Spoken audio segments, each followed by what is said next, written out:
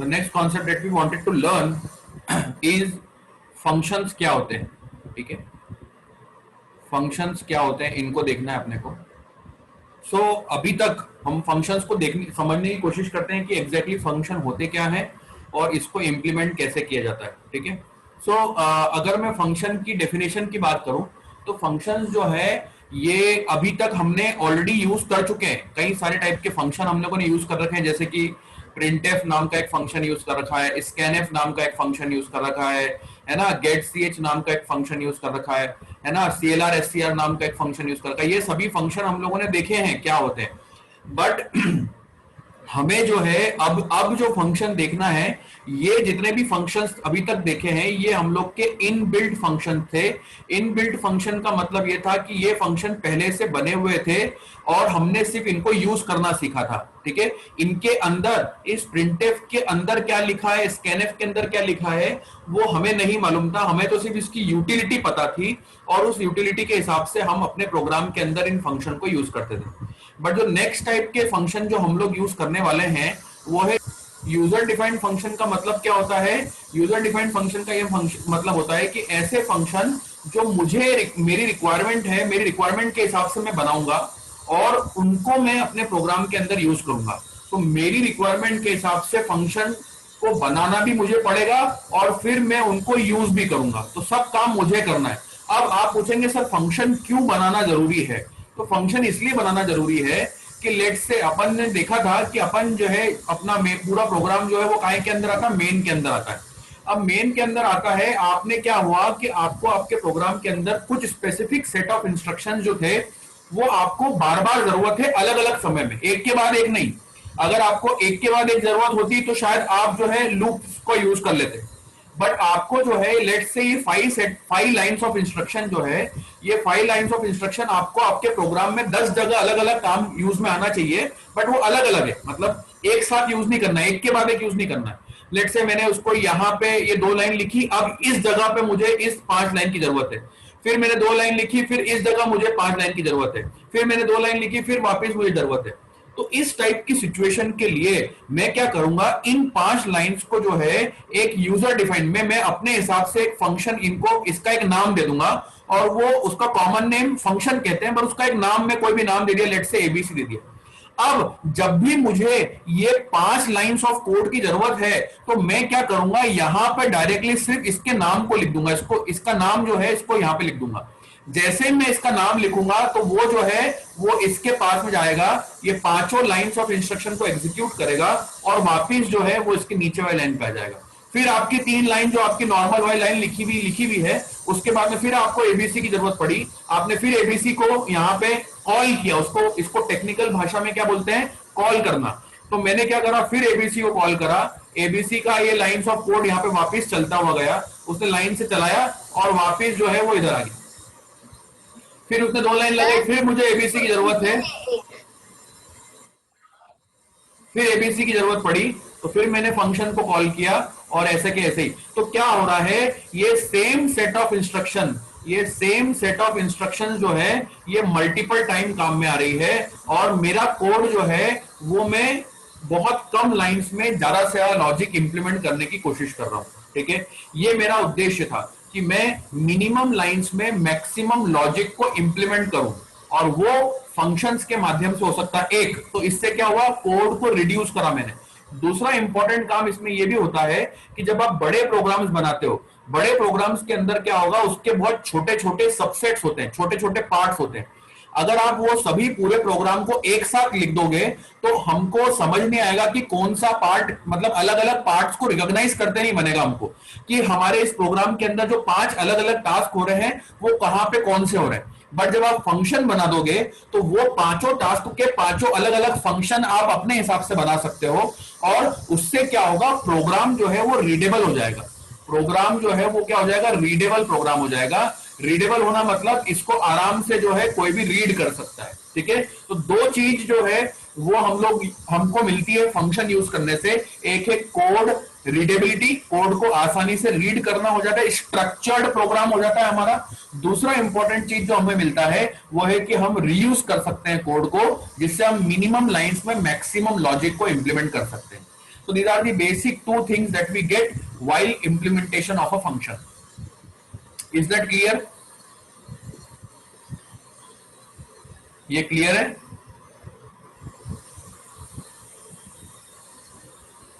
Yes sir. Okay, अब आगे हम बढ़ते हैं। अब इसी चीज को आगे बढ़ते हैं। अब फंक्शन जब मुझे डिफाइन करना है तो मैं कैसे डिफाइन करूंगा वो मैं बताता हूं। 1-2 मिनट में दरवाजा बंद करके आ रहा हूं, आवाज बहुत आ रही बाहर से।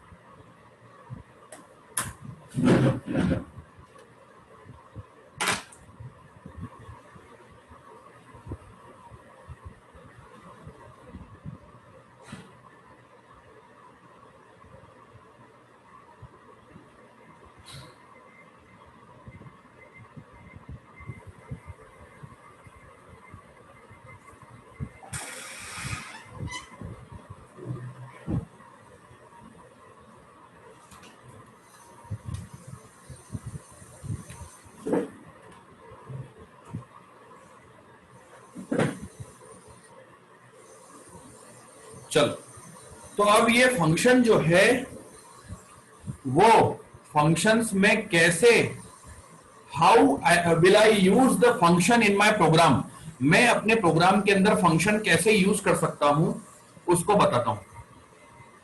सो टू यूज अ फंक्शन और a user defined function in a program, हमको जो है 3 स्टेप्स फॉलो करना पड़ती है। 3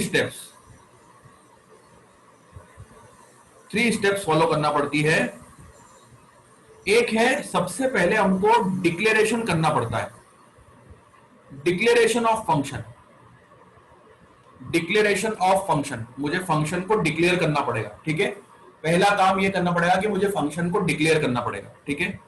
दूसरा, मुझे जो है फंक्शन को कॉल करना पड़ेगा, कॉलिंग ऑफ फंक्शन। और तीसरा काम जो है, मुझे इस फंक्शन को, सॉरी, जो पहला काम मुझे करना रहेगा, फर्स्ट काम जो मुझे करना रहेगा, फर्स्ट 3 स्टेप्स में पहला काम जो मुझे करना है वो है डेफिनेशन ऑफ फंक्शन। सॉरी यार, मैं सही लिख रहा था पहले, मैं थोड़ा सा कंफ्यूज हो रहा हूं। चलो, सबसे पहले जो है वो मुझे सही में डिक्लेरेशन ही करना होगा, जो पहले लिखा था वही सही है। डिक्लेयर करना मतलब बताना, इसको हिंदी में बोलते हैं बताना, प्रोग्राम को, प्रोग्राम के अंदर बताना कि ये फंक्शन में यूज कर रहा हूं, डिक्लेयर करना, ठीक है। दूसरा काम जो है, मुझे कॉलिंग करना होगा। कॉलिंग मतलब जहां पे मुझे यूज करना है, ठीक है, जहां पे एक्चुअली में मुझे उसको यूज करना है वो कॉलिंग कहलाता है। और तीसरा काम जो मुझे करना है वो है डेफिनेशन ऑफ फंक्शन। मुझे डेफिनेशन लिखना होगी, जहां पे एक्चुअल जो वो मैं बता रहा था 5 लाइंस ऑफ कोड जिसकी जरूरत है, वो जहां पे लिखते हैं उसको हम लोग डेफिनेशन कहते हैं, ठीक है। तो ये 3 चीजें जो है कोई भी फंक्शन को बनाते समय हमको यूज करना पड़ेगी, ठीक है। जब भी मैं कोई फंक्शन बनाऊंगा तो मुझे डिक्लेयर करना पड़ेगा वो फंक्शन को, मतलब बताना पड़ेगा कि कौन सा फंक्शन है, क्या नाम है, क्या नहीं है। उसको कॉल करना पड़ेगा, जहां पे एक्चुअली उसकी जरूरत है वहां पे मैं उसको कॉल करूंगा। और तीसरा, जहां पे कॉल करूंगा तो वो कहां जाएगा, जहां पे लॉजिक जो है वो लिखा हुआ है, ठीक है। तो ये 3 स्टेप्स में मुझे जनरली प्रोग्राम, कोई भी फंक्शन को बनाना पड़ेगा, ठीक है। अब अगला काम जो है, अगली चीज जो मुझे देखना है वो है types of function. Types of function, types of function, ये लिखते जाना भले। टाइप्स ऑफ फंक्शन में you have 3 types of function, ठीक है। 3 टाइप्स में फंक्शन जो है उसमें पहला टाइप जो है, पहला टाइप ऑफ फंक्शन जो आप यूज करेंगे वो है फंक्शंस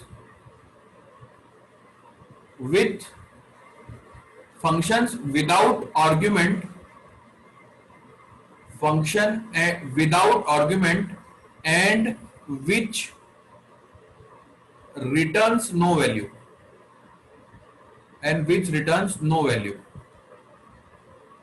दूसरा है functions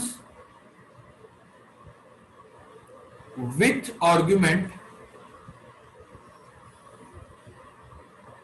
and which returns no value.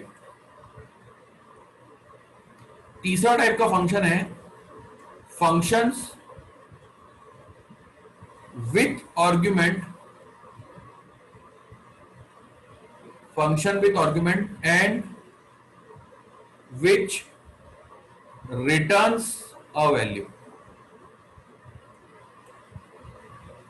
मतलब इसको देखा जाए तो पहले वाले में, अगर पहले वाले में देखा जाए तो यहां पे आर्ग्यूमेंट भी नहीं है और रिटर्न भी नहीं है। दूसरे वाले में आर्ग्यूमेंट है, आर्ग्यूमेंट भी नहीं है और रिटर्न भी नहीं है। दूसरे वाले में आर्ग्यूमेंट है, रिटर्न नहीं है। तीसरे वाले में आर्ग्यूमेंट भी है और रिटर्न भी है। ये तीन टाइप के फंक्शंस जो है वो बनाए जाते हैं। अब आप पूछोगे sir what exactly is this argument, ये आर्ग्यूमेंट क्या होता है, ये तो हम पहली बार सुन रहे हैं। या ये रिटर्न क्या होता है, व्हाट इज दिस रिटर्न, ये भी पहली बार सुन रहे हैं। तो इसको अपन धीरे से देखते हैं, बट इन तीनों को जरा अच्छे से लिख लो। पहले लिख लो तो मुझे बताना।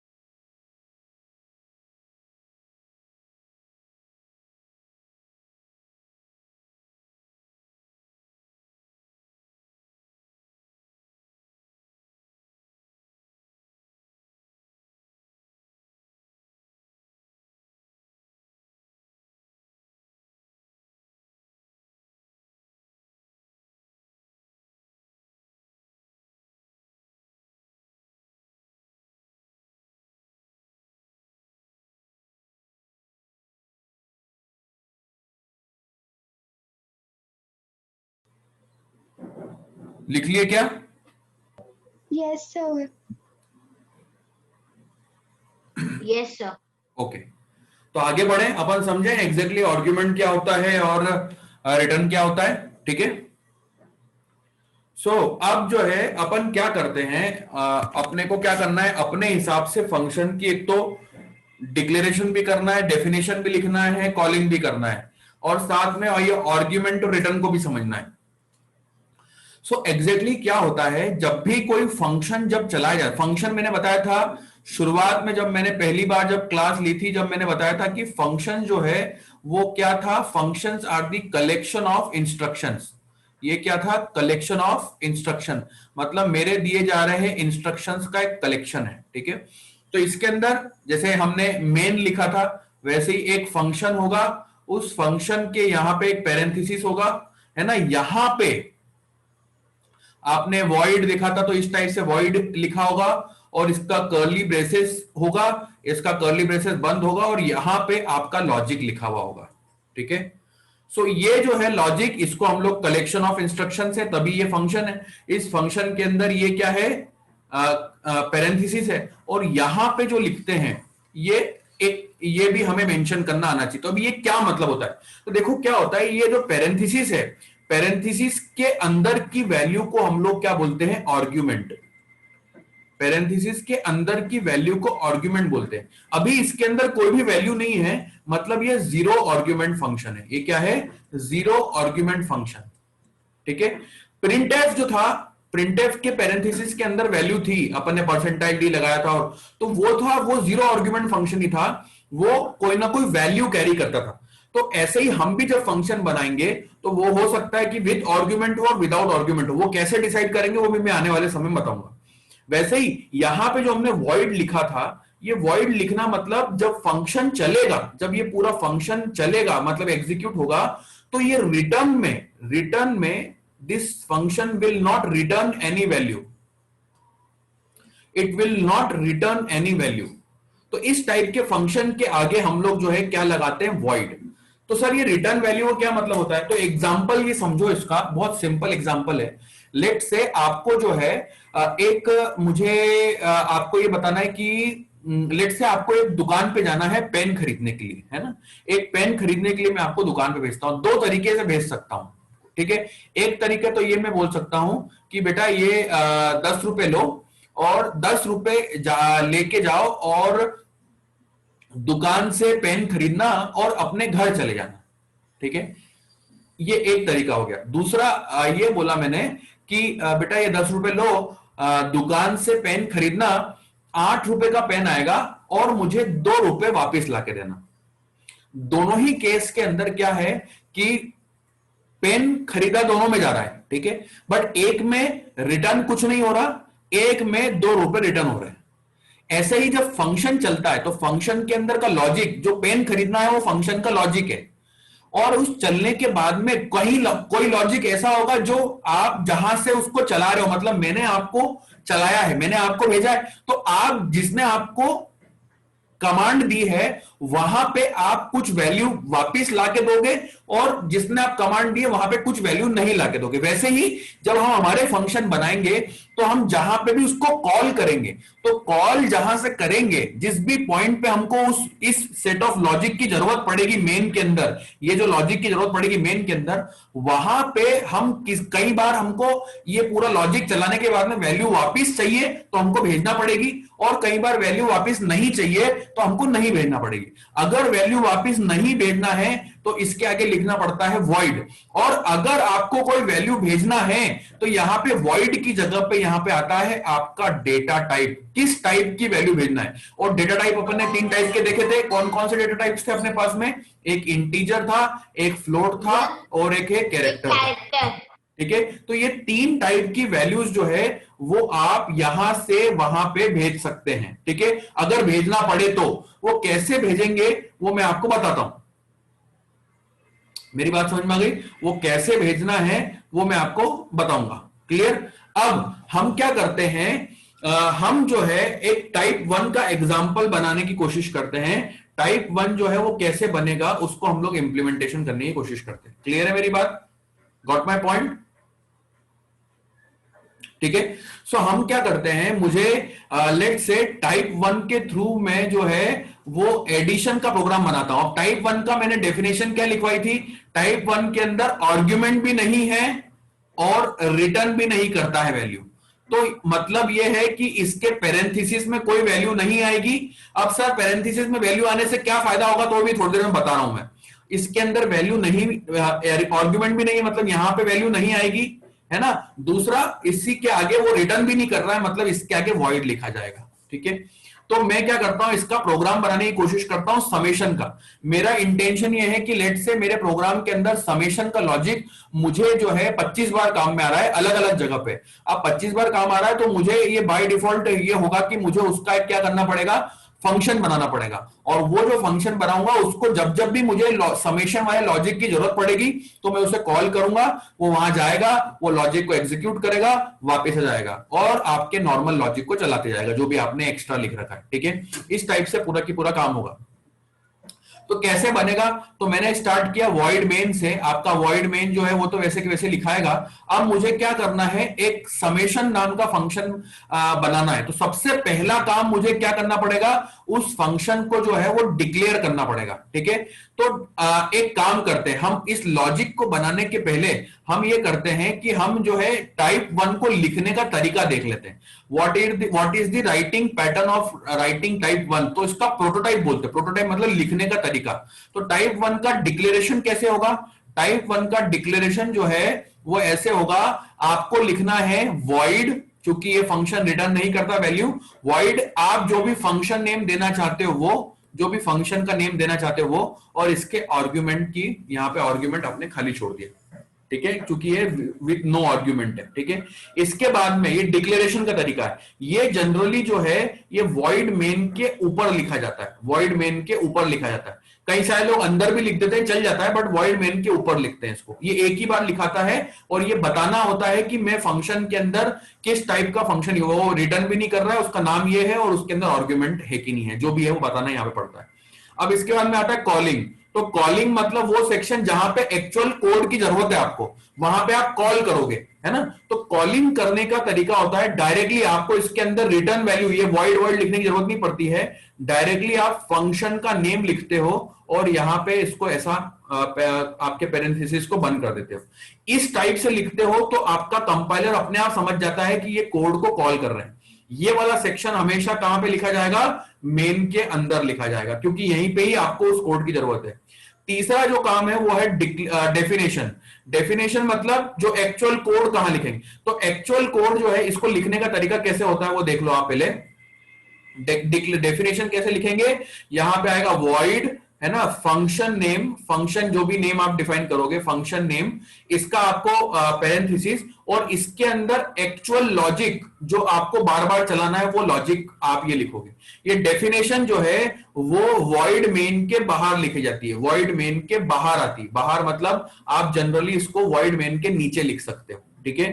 तो डिक्लेरेशन वॉइड मेन के बाहर आएगा, डेफिनेशन वॉइड मेन के बाहर आएगी, कॉलिंग जो है वो वॉइड मेन के अंदर आएगा। क्लियर है। यहां पे चूंकि कर्ली ब्रेसेस के अंदर एक्चुअल लॉजिक लिखा हुआ है, तो इसके अंदर कर्ली ब्रेसेस के अंदर आप यहां पे आपका एक्चुअल लॉजिक लिखोगे, और यहां पे जो है इसलिए सेमीकोलन नहीं लगाया जाएगा। इसके अंदर जो है ये जो आपका डेफिनेशन था, डेफिनेशन के अंदर आपने है जहां पे भी कॉल करा वहां पे आपने सेमीकोलन लगाया है। आपने डिक्लेरेशन जो है उसके अंदर भी आपने सेमीकोलन लगाया, क्योंकि एक्चुअल लॉजिक यहां नहीं लिखा जा रहा है, एक्चुअल लॉजिक कहां लिखा जा रहा है, डेफिनेशन के अंदर लिखा जा रहा है। तो ये टाइप 1 को लिखने का तरीका हो गया, ठीक है। अब समेशन का प्रोग्राम इसी के माध्यम से कैसे बनाते हैं वो देखते हैं हम लोग, ठीक है।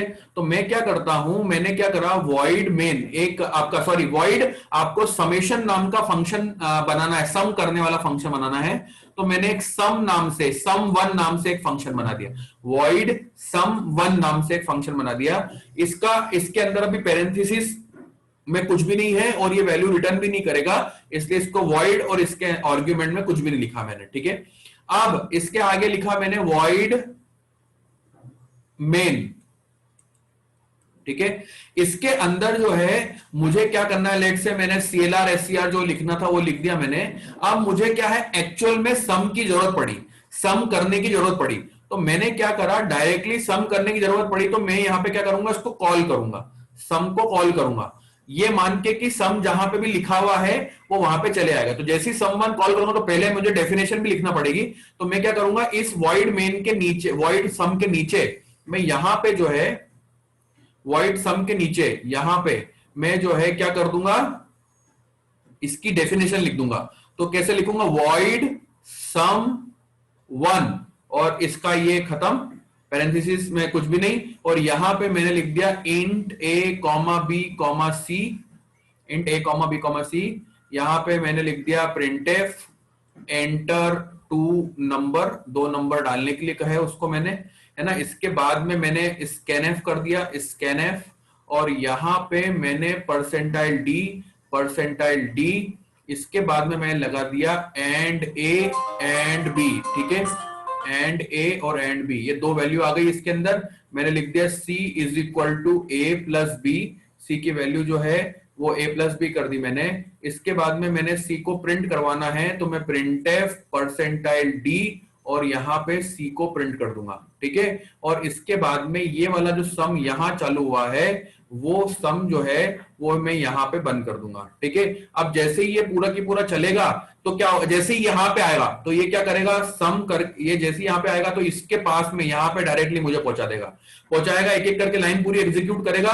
जैसे ही यहां खत्म होगा तो वापिस ये यहां पे पहुंच जाएगा। अब यहां पे आपको लेट से आपने कोई 2 लाइन ऑफ इंस्ट्रक्शन और लिखे और फिर सम की जरूरत पड़ गई, तो आप क्या करोगे, सम 1 को फिर कॉल कर दोगे। सम 1 को कॉल करा तो फिर वो यहां से वापिस इधर आ जाएगा, इसको पूरा चलाएगा, यहां चलाने के बाद में फिर यहां से वापिस इधर आ जाएगा, है ना। और इसके बाद में आपने लिख दिया मान लो गेट ch, तो आपका प्रोग्राम जो है वो इस टाइप से पूरा के पूरा कंप्लीट हो जाएगा, ठीक है। तो इससे क्या हो गया, ये वाला जो है इस सेक्शन को हम लोग क्या बोल रहे हैं, ये सेक्शन को हम बोल रहे हैं दिस इज डिक्लेरेशन। ये डिक्लेरेशन करा हमने, है ना। यहां पे ये जो 2 लाइंस हैं इनको मैं बोलूंगा कॉलिंग करा है मैंने यहाँ पे, इनको कॉल, एक्चुअल कोड को कॉल किया है, और ये जो है यहां से लेके जो इसके यहां तक का जो पूरा सेक्शन है, ये जो है ये आपका डेफिनेशन है जहां पे एक्चुअल लॉजिक आपने लिख रखा है। ऐसे आप मल्टीपल फंक्शंस जो है आपके प्रोग्राम के अंदर बना सकते हो, जब जब भी जरूरत पड़े तो उसका डायरेक्टली नाम यूज करो और उसको कॉल कर लो। इसमें कोई डाउट, क्वेश्चन, क्वेरीज हो तो मेरे से पूछो।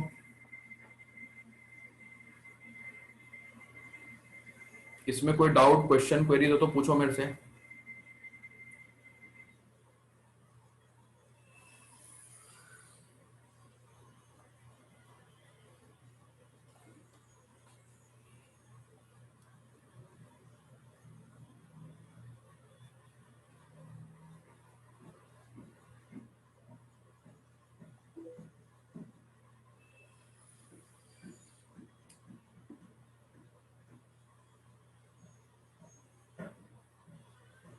लिख लिया कि इतना? नहीं सर, बस 2 मिनट।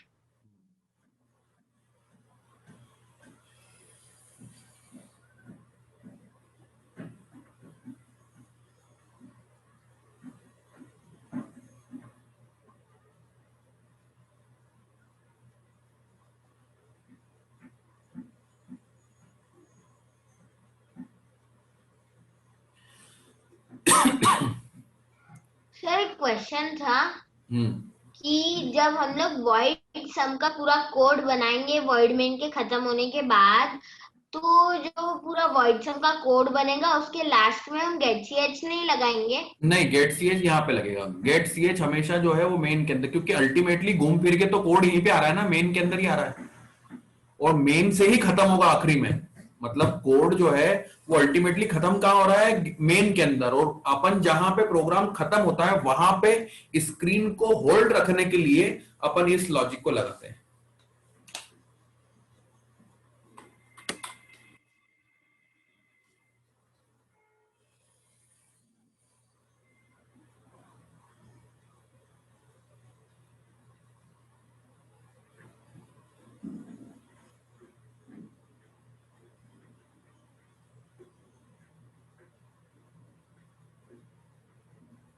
मतलब सर अपन जो लास्ट वाला प्रिंटफ है उसके बाद कुछ भी नहीं लगाएंगे? नहीं, बस ये जैसा लिखा है वैसे कि वैसे लिखना है।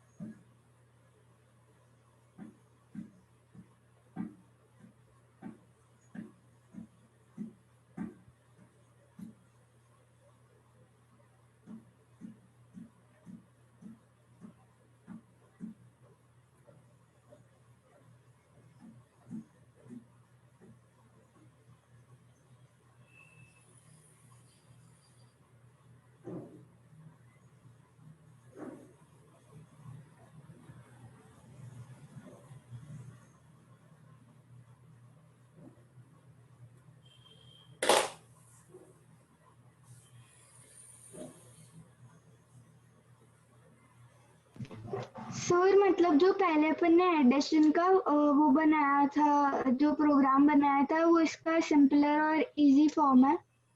कौन सा बेटा? सर सबसे पहले अपन ने एक एडिशन का एक और वो बनाया था ना प्रोग्राम। किसका प्रोग्राम? एडिशन का ही। हाँ सर, वो आपने वो बोला था कि वेरिएबल्स बनाओ, सबको प्लस कराओ, माइनस कराओ, मल्टीप्लाई मतलब कराओ, तो डिवाइड करो। ओके। तो फिर ये उसका इजी वे है मतलब। हाँ, ये मतलब इससे क्या होगा, बड़े प्रोग्राम को भी आप इजीली मतलब अच्छे से स्ट्रक्चर्ड वे में बना पाओगे। और दूसरा ये कि क्या बोलते, रिपीटेटिव, मतलब आपको कोई चीज अलग अलग जगहों पे काम यूज में आ रही है तो उसको आप अलग अलग जगहों पे फंक्शन के माध्यम से मल्टीपल टाइम, आप ये सम वन जो आपने 2 बार कॉल किया है इसको ऐसे 25 बार कॉल करो अलग अलग जगहों पे, वो तो वही सेम सेट ऑफ इंस्ट्रक्शन बार बार चल जाएगी उससे, ऐसा। सर मेरा एक क्वेश्चन था, जो हमने सम वन बनाया है, इसका जो हम डेफिनेशन कर रहे हैं, इसके अंदर हम while do भी डाल सकते हैं, for भी डाल सकते हैं, if भी डाल सकते हैं। हाँ, सब डाल सकते हैं, सब डाल सकते हैं। सर ये प्रोग्राम बनाना है। ये प्रोग्राम नहीं, रुक जाओ, आगे का बता देने दो मुझे। अब दूसरा जो इसके आगे जो इंपॉर्टेंट चीज जो याद में काम में आने वाली है वो है टाइप 2 कैसे लिखेंगे हम लोग, ठीक है। टाइप 2 का लिखने का तरीका बताता हूं, टाइप 2 का प्रोटोटाइप।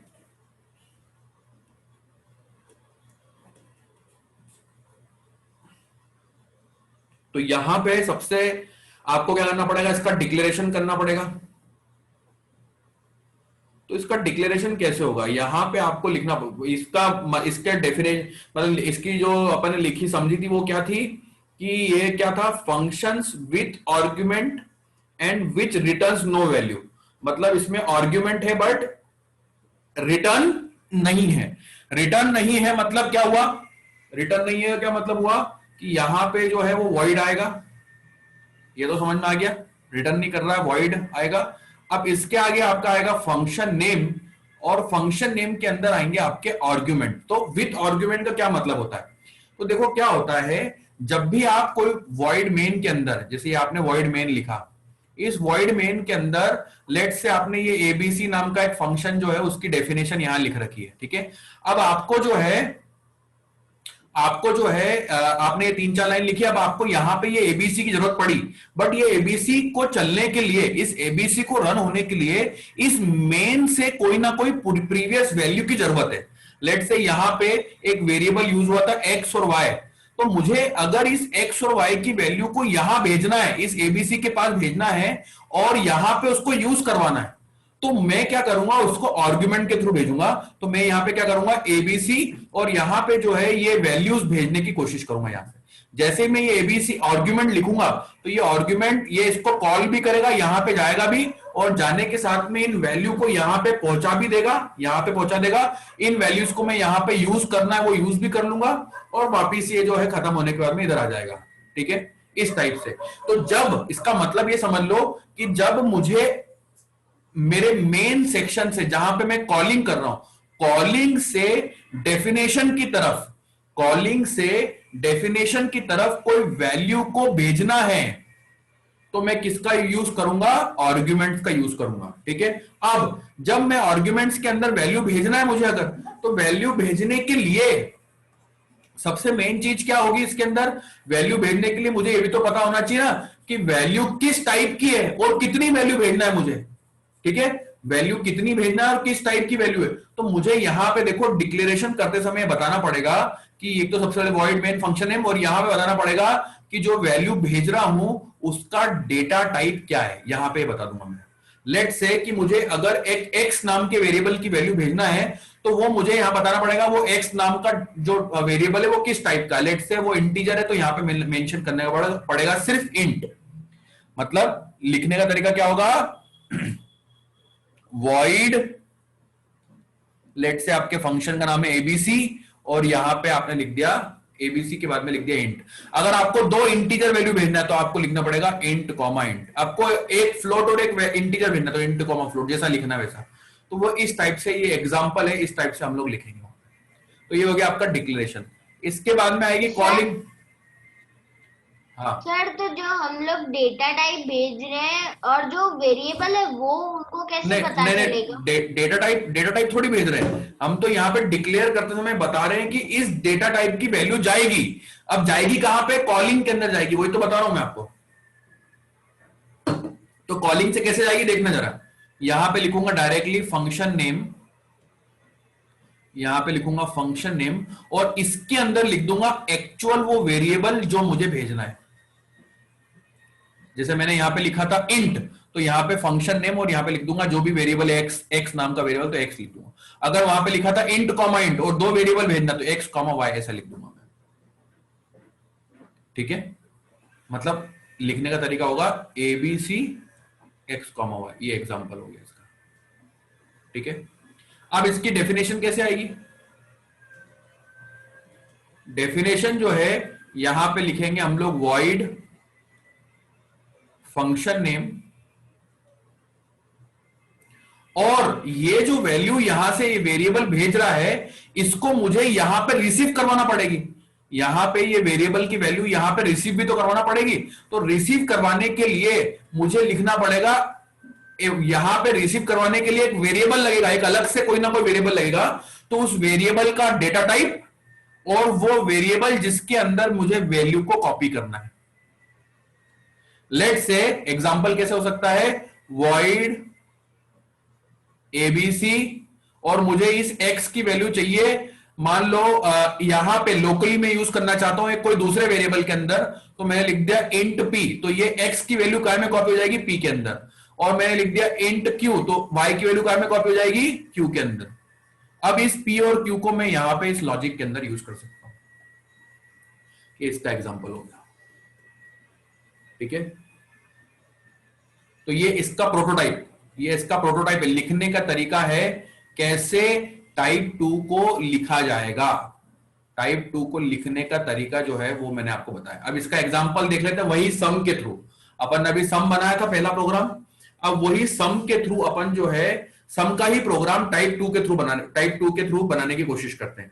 कैसे होगा, तो मैंने क्या करा ध्यान देना, मैंने लिखा यहां पे वॉइड सम वन नाम से जो भी लेना सम वन ले लिया, और मैंने बोल दिया कि दो वैल्यू भेजूंगा मैं यहां से, इंट कॉमा इंट। अब वॉइड मेन, यहां पे मैंने एक वेरिएबल, दो वेरिएबल ले लिए ए और B, CLR SCR, printf enter two number, scanf, percentile D and A and B. ये दो वैल्यू चली गई, दो वैल्यू आ गई ए और बी में। अब मुझे इन वैल्यू को उधर भेजना है, तो मैं क्या करूंगा, सम वन, और सम वन के अंदर कौन सी दो वैल्यू भेजना उधर, ए और बी की, तो मैंने ए कॉमा बी लिख दिया। अब मैं इस प्रोग्राम को यहीं पे छोड़ रहा हूं, जैसे ही सम वन को कॉल करा तो कहां जाएगा, ये डेफिनेशन के पास जाएगा। डेफिनेशन मैंने कहां लिख रखी है, डेफिनेशन मैंने वॉइड मेन के बाहर लिख रखी है। इस ए और बी की वैल्यू मुझे यहां पे कॉपी करवाना है, तो लेट से उसको कॉपी करवा दिया एक्स के अंदर, दूसरी बी की वैल्यू कॉपी करवा दी वाई के अंदर। तो ये ए की वैल्यू एक्स में कॉपी हो जाएगी, बी की वैल्यू वाई में कॉपी हो जाएगी। यहां पे मैंने क्या कर दिया, एक वेरिएबल बना दिया सी नाम का, और लिख दिया c is equal to x plus y, c is equal to x plus y. और यहां पे मैंने क्या करवा दिया, प्रिंटफ परसेंटाइल डी, और यहां पे मैंने सी को प्रिंट करवा दिया। इस सी को प्रिंट करवाने के बाद में मैंने क्या कर दिया, इस वॉइड सम को यहां पे खत्म कर दिया, सम वन को। ये बंद हो जाएगा, जैसे ही खत्म होगा तो ये वापस इधर जाएगा, यहां से उठ के वापस इधर जाएगा। इसके बाद में आपको एक और बार मान लो ए और बी की कोई दूसरी वैल्यू आपने मान लो ए और बी के अंदर, इसके बाद में और दूसरी एक और स्कैनफ लगा के कोई दूसरी दो वैल्यू ले ली। अब वो दूसरी दो वैल्यू उसको फिर भेजना है, तो आपने मान लो एक बार और सम वन कॉल कर दिया, तो वो दूसरी दो वैल्यू लेके वापस एक्स और वाई में कॉपी कर देगा, वहां पे वापस सम करेगा, वापस इधर आएगा, और उसके बाद में आपने यहाँ पे लिख दिया गेट ch, और आपका प्रोग्राम खत्म। सर आपने जो यहाँ पे एक्स और वाई वेरिएबल्स लिए हैं वो तो आपने डिफाइन नहीं किए हैं। एक्स और वाई यहाँ पे डिफाइन होगा ना बेटा, ये साथ साथ में यहीं पे डिफाइन भी हो गई, वो वेरिएबल की डेफिनेशन यहीं पे डिफाइन भी हो गई है, इसी जगह पे है ना, इसी जगह पे डिफाइन भी हो गए वो। तो ये डिक्लेरेशन हो गया, ये आपका कॉलिंग हो गया, और ये आपका क्या हो गया, ये आपका डेफिनेशन।